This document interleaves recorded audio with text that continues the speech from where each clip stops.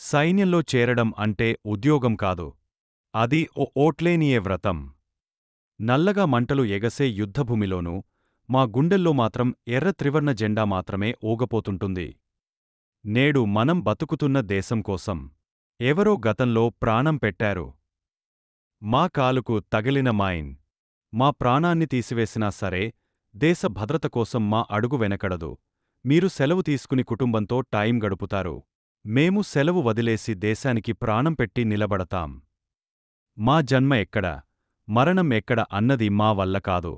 కాని మరణించిన తర్వాత జెండా మీద పడాలని మాత్రం ఆశ ఉంటుంది. మేము మట్టిలో కలిసినా మా రక్తంలో ఉన్న దేశభక్తి వాసన మాత్రం శాశ్వతంగా ఉంటుంది. పొలాల్లో రైతు ఎడతెగని కృషి చేస్తాడు. సరిహద్దుల్లో సైనికుడు ఎడతెగని నిఘా చేస్తాడు. జీవితం మనది కాదు, అది దేశానికి అంకితం. కన్నీళ్లు తల్లిదండ్రుల కంట్లో ఉంటాయి. గర్వం మాత్రం ప్రతి భారతీయ హృదయంలో ఉంటుంది. ఈ వీడియో మీకు నచ్చినట్లయితే లైక్ చేయండి, షేర్ చేయండి, ఛానల్కి సబ్స్క్రైబ్ చేయండి.